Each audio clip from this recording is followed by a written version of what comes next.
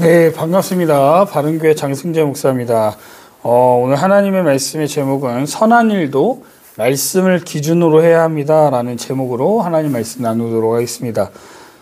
두로 사람들의 도움으로 안락한 예루살렘 궁전에서 살게 된 다윗은 그때까지 아비나답의 집에 머물고 있던 법궤를 예루살렘으로 옮기려고 함을 알 수 있는데요. 다윗은 이스라엘 백성에게 인정한 이스라엘의 왕은 자신이 아니라 하나님이심을 선포하기 원했고 그것을 위해 언약궤를 예루살렘으로 옮기려고 합니다. 그런데 다윗은 이 과정에서 하나님을 섬길 때 절대 무시해서는 안 되는 중요한 원칙을 하나 배우게 되는데요. 다윗은 어떻게 하다가 어떤 교훈을 얻게 되었는지 한번 살펴보기 원합니다. 다윗은 언약궤를 예루살렘으로 옮기는 일을 엄숙하고 큰 행사로 만들어서 하나님의 위엄을 많은 사람에게 선포하려고 했습니다. 그래서 정예군 3만 명을 이끌고 지난 반세기 동안 법궤가 머물러 있던 바알라에 있는 아비나답의 집을 찾았다라고 나오는데요. 그런데 이상한 것은 언약궤 이송의 마지막 정보에 따르면 사무엘상 6장 21절과 7장 1절을 보면 언약궤는 기럇여아림의 아비나답 집에 보관되어 있었다라고 나와 있는데 오늘 본문에서는 바알라에 있는 아비나답의 집에서 찾아왔다라고 나온다는 겁니다. 이 바알라는 이름의 문자적 의미는 아내, 연인인데요. 이 마을이 이런 이름을 갖게 된 것은 대부분의 학자가 이 이름으로 불리는 여신을 숭배해서였을 거라고 추측을 합니다. 그러니까 이스라엘 사람들이 이 도시를 점령한 후에는 이름을 기럇여아림, 숲속 마을이라고 바꿨다는 겁니다. 그러니 두 명칭은 같은 장소를 일컫는 다른 이름으로 보는 것이 좋겠습니다. 다윗은 많은 군사를 소집해서 언약궤를 이제 모셔오게 됩니다. 이 모습은 하나님을 향한 사랑과 열정의 표현이었다 할 수 있습니다. 하나님의 임재의 상징물인 언약궤를 자신이 거하는 성에 모시고 싶은 심정으로 이런 일을 한 것이죠. 이런 다윗의 선한 의도는 성전을 건축하여서 그곳에 법궤를 안치하고 싶어한 그의 마음에서도 잘 나타납니다. 우리는 다윗의 이런 모습을 통해 무엇을 배울 수 있을까요? 우리도 하나님과 가까이 하기 위해서 예배에 참석하고 성경을 묵상하며 기도에 힘써야 한다는 겁니다. 하나님을 향한 열심과 헌신은 모든 성도에게 필요하며 그러한 열정이 없이는 신앙의 성장을 기대할 수 없다는 겁니다. 그러므로 우리는 다윗이 가졌던 열정과 헌신의 선한 의도를 본받아야 할 것입니다. 삶에서 하나님과 가까이 하고자 하는 목적과 의도를 가지고 다방면에서 힘쓰고 노력함으로 하나님께 더 가까이 나아가야 할 줄 믿습니다. 그런데 문제가 있었습니다. 하나님을 가까이 모시고 항상 하나님과 함께 거하기를 원했던 마음은 좋았습니다. 하지만 그 일을 진행하는 과정에서 잘못된 방법을 사용하여서 일 전체를 그르쳤다라는 겁니다.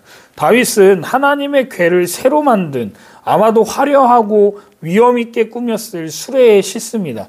이건 왕을 편안히 모신다는 의미로 행한 일일 겁니다. 그러나 그 마음은 진실했을지 모르나 하나님께서 말씀하신 율법과는 맞지 않았다는 겁니다. 여호수아 3장 6절을 보시면 언약궤를 옮길 때는 레위 자손 제사장들이 언약궤를 메고 옮기는 것이 하나님의 법이었습니다. 그러나 다윗은 하나님의 법을 따르지 않고 소가 끄는 새 수레로 법궤를 옮기려 했다라는 겁니다. 다윗은 분명히 율법을 통해 법궤는 레위 사람들이 어깨에 메고 가야 한다는 사실을 잘 알았을 겁니다. 그런데 다윗이 왜 이런 방법으로 법궤를 운반하려고 했는지는 의문이 듭니다. 두 번째로 다윗이 잘못한 것은 법궤를 운반할 때 하나님의 뜻을 묻지도 않았다라는 겁니다.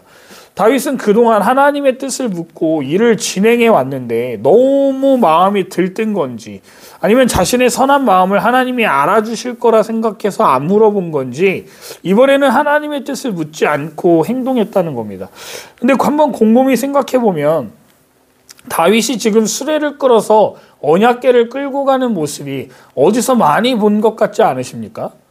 네, 맞습니다. 이건 블레셋 사람들이 법궤를 탈취했다가 다시 이스라엘로 돌려보낼 때 사용했던 이방인의 방법이었습니다.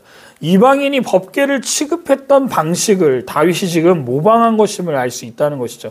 결국 법궤를 옮기는 과정에서 소들이 뛰어 법궤가 흔들리자 우사가 법궤에 손을 대는 바람에 그 자리에서 즉사하는 일이 일어나게 됩니다. 율법은 어떤 이유에서든지 사람이 법궤를 만지는 것을 허용하지 않는다고 민수기 4장 15절에서 확인할 수 있습니다. 우사는 법궤가 걱정이 되어서 한 일이었지만 하나님은 용납하시지 않으신 겁니다. 법궤를 만지는 것은 하나님의 거룩하심을 훼손하는 행위이고 법궤에 지나치게 접근하는 것으로 불손한 행동에 속하기 때문인 겁니다. 우사의 죽음은 다윗에게 그리고 백성들에게 큰 충격을 안겨주었을 겁니다. 찬양과 기쁨으로 법궤를 옮기던 다윗과 백성들은 당황했고 그제서야 법궤 옮기는 일을 두려워하게 됩니다. 아무리 목적이 선해도요, 하나님의 법대로 행하지 않으면 하나님은 진노하신다는 것을 알게 해주는 본문이 아닐 수 없다는 겁니다. 그래서 우사가 죽자 그곳의 지명을 베레스 우사라고 지으면서 베레스 우사 사건에서 우리가 받을 수 있는 교훈은 무엇이겠습니까? 모든 일에서 시작부터 끝까지 하나님의 말씀에 철저하게 순종해야 된다는 겁니다. 교회가 하나님의 복음 사역을 수행할 때에도 마찬가지인 겁니다. 우리의 삶에서도 마찬가지인 거예요. 목적이 선할 뿐 아니라 그 과정에서 하나님의 말씀에 순종하여 하나님께 영광을 돌려야 한다는 겁니다. 여러분, 하나님의 일을 한다고 하면서 하나님의 방법이 아니라 세상의 악한 방법들을 사용한다면 결코 하나님이 기뻐하시지 않을 뿐만 아니라 기뻐 받으시는 일이 될 수 없다는 겁니다. 성도는 모든 삶에서 세상의 것을 본받지 말고 오직 하나님의 말씀을 따라 하나님을 기쁘시게 하는 영적 예배의 삶을 살아야 한다는 것을 잊지 마시기 바랍니다. 지금까지 사무엘서를 묵상해 오면서 우리가 절대 잊을 수 없는 주제가 무엇인지 아십니까? 하나님은 외모를 보시지 않으시지만 우리의 마음의 중심을 보신다는 사실입니다. 하나님을 섬길 때 가장 중요한 것은 하나님의 말씀을 따라 진실한 마음으로 하나님을 기뻐하며 그분의 말씀에 순종하기 위한 발버둥이 우리에게 있느냐를 보신다는 겁니다. 겉으로만 하나님을 섬기는 척하는 위선적인 태도를 철저히 배격하시기 바랍니다. 하나님의 말씀을 따라 진실한 마음으로 하나님을 섬길 때 주님이 베푸시는 큰 복을 받아 누릴 수 있을 것이라 확신합니다. 물론 살다 보면 다윗과 같이 하나님의 말씀에 순종하지 못해 낭패를 보는 경우도 있는 것이 우리의 실존일 것입니다. 그러나 포기할 것이 아니라 하나님께 잘못을 인정하고 하나님의 말씀대로 다시 순종하면 됩니다. 실패를 반복하지 않으려면요, 우리는 그래서 하나님의 말씀을 읽어야 하는 겁니다. 읽고 행하기 위해 성령님을 의지해야 된다는 겁니다. 그러면 하나님께서는 미쁘시기에 우리의 연약함을 아시기에 친히 도와주시고자 하신다는 겁니다. 이제 다윗은 법궤를 예루살렘으로 옮기는 것을 두려운 나머지 오베데돔의 집에 석 달을 두게 합니다. 반면 법궤가 머물던 오베데돔의 집에는 큰 복이 임하게 됨을 알 수 있습니다. 이렇듯 법궤는 말씀에 따라 거룩하게 다루면 복이 되고 말씀을 거역하면 심판을 받게 되는 하나님의 모습을 보여주고 있다는 겁니다. 우리에게 법궤는 없지만 하나님의 말씀인 성경이 있습니다.